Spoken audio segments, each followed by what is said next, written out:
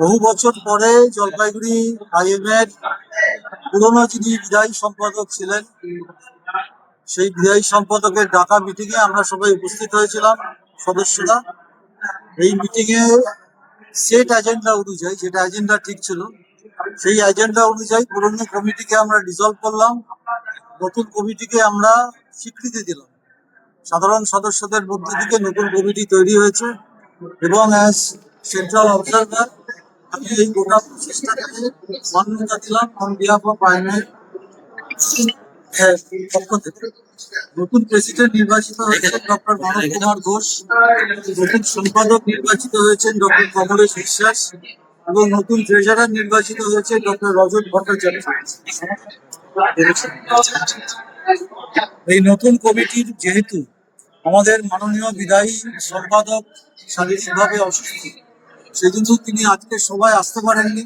ফলে বিগত বছরগুলোর যেহেতু আমরা সুস্থ দেখছি, ওনার বিশেষ আমাদের কাছে আছে যে যাবতীয় প্রশাসনের কাজটা উন্নতি সংবাদটা হয়েছিল যে প্রশাসনিক থাকেন না, সেই জন্য এই ফর্মালি চার্জ হ্যান্ড ওভারটা উনি সুস্থ হয়ে আসার পরে আমরা আশা করছি উনি সুস্থ হয়ে আরো দীর্ঘদিন আমাদের সাথে থাকবেন।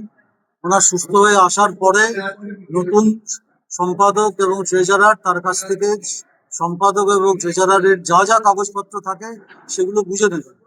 এবং আগামী দিনে একটাই বার্তা, এখানে আমার যা ভূমিকা ছিল সেই ভূমিকাটাকে শুধু পালন করার বাইরে কয়েকটা কথা বলেছিলাম, খুব সংক্ষেপে বলি।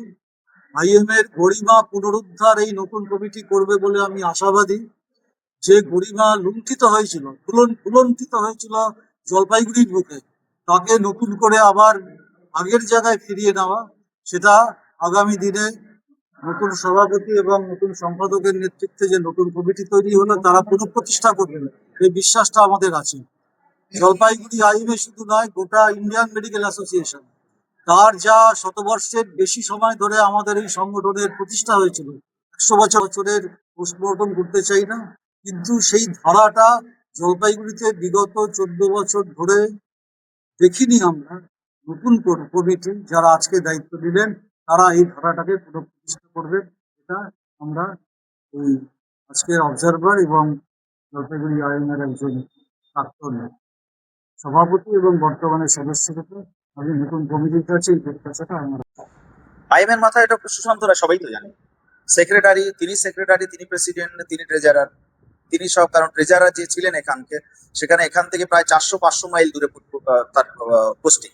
2000 মনে হয় 20 সালে সে এখান থেকে চলে গেছে, তারপরে কোনোদিন কেউ দেখেছে বলে মনে হয় না। সুতরাং একাধারে তিনি সব শিকার ছিলেন। সবাই তো গোটা জলপাইগুড়ি জানে, আপনারাই তো নিউজ করেছিলেন। আমারও ডক্টর কৃষ্ণচন্দ্র ঘোষকে, কারণ কি বরাবর প্রথম থেকে সোচ্চার হয়েছে এগেনস্টে। স্পাইন তো কিছু কিছু লোকে থাকে, তো যখন ভয় না পেয়েও বারবার করে সোচ্চার হয়েছে, তার পানিশমেন্টও পেতেই হবে। বিরুদ্ধে কি এখন তো উনি শারীরিকভাবে প্রচন্ড অসুস্থ শুনলাম, কিডনি ট্রান্সপ্লান্ট হয়েছে, যে লোক মুখে শোনা। উনি নিজেও সেখানে লাউড স্পিকার অন করে বললাম খুব শারীরিকভাবে প্রচন্ড অসুস্থ। একদম অসুস্থ মানুষের প্রথম সুস্থতা কামনা করি।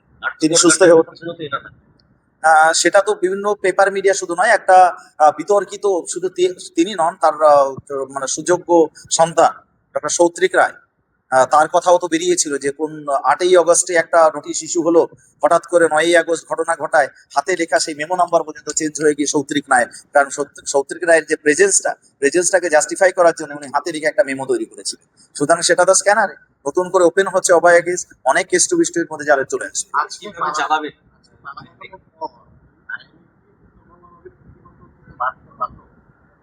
সেটাই তো কক্ষিগত বের হওয়ার জন্যই তো এত আন্দোলন, এবং বের হলাম তো। আজকে দিনই আমরা স্বাধীনতা পেলাম, দীর্ঘদিন পরে আইএম এর স্বাধীনতা হলো। সেই স্বাধীনতায় আমরা একটা স্বাধীন আইএমএ তৈরি করব, যেখানে সবাই মত প্রকাশ করা, মত বিনিময় করা। সেই কোন পন্থী দেখার আমার দরকার নেই, আমরা একটাই পন্থী, আইএমএ পন্থী। কক্ষিগত করে রেখেছিল জলপাইগুড়ি আইএমএ। ডেফিনেটলি এখানে তো কোনো মিটিংই হতো না। মিটিংয়ে আমরা জানতাম না, এমন এমন মেম্বার যাদের জীবনে নাম শুনিনি, সেই মেম্বার জীবনে এখানে তিস্তা করলার নাম শুনেছে কিনা জানি না। সেই মেম্বার লিস্ট দেখতে গিয়ে একটা খাতায় লেখা নামের আমি লিস্ট দেখলাম, অবাক হয়ে যাচ্ছে, কেউ চেনে না। হয়তো ভাবলাম যে আমি চিনি না, আমি এগুলো খোঁজ খবর রাখি না, এবার সেই কারণের জন্য আমি জানি না। কিন্তু অনেক ডাক্তার, বর্ষিয়ান ডাক্তার রয়েছে, জুনিয়র ডাক্তার রয়েছে, তারা কেউ জানে না তাদের নাম। সুতরাং কে কারা কিভাবে, এবার যদি সবকিছু না থাকে, সবকিছু প্রকাশ্যে নেই, কোনো মিটিং নেই, কোনো অডিট নেই, কোনো ব্যালেন্স শিট নেই, কিচ্ছু নেই, কোথায় কি হচ্ছে। সুতরাং সেই জিনিসটা তো কক্ষিগত করে রাখা সব। হ্যান্ডওভার কবে দেবে? হ্যান্ড ওভার উনি অসুস্থতার কারণ দেখিয়েছেন যে আমি সমস্ত কিছু, উনি তবে অ্যাসিওর করেছেন যে আমি প্রত্যেকটা জিনিস বুঝিয়ে দেবো। এই জমির ডিড থেকে আরম্ভ করে আমাদের কি কি বন্ড ছিল প্রিভিয়াস, সেই বন্ডগুলো ওনাকে ওনার কাছে আছে, সবকিছু করে দেবেন, কাগজপত্র যা কিছু আছে, এবং ব্যাংকের স্ট্যাটাস কি আছে তাও জানি না।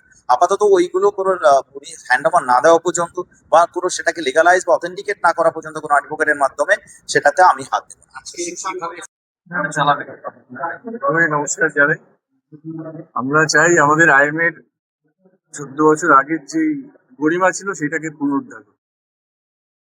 এবং স্বচ্ছতার সঙ্গে, মানে কোনো স্ট্রিট কালচারের বাইরে প্রত্যেকে যেন নিজের মতামত পোষণ করতে পারে, প্রত্যেক মেম্বার সেইভাবে প্রত্যেক মেম্বারের মতামতকে যেন গুরুত্ব দেওয়া হয়, গুরুত্ব দিয়ে বিবেচনা করে যেন সিদ্ধান্ত নেওয়া হয়, সমস্ত সিদ্ধান্ত সেইটা আমরা চেষ্টা করি।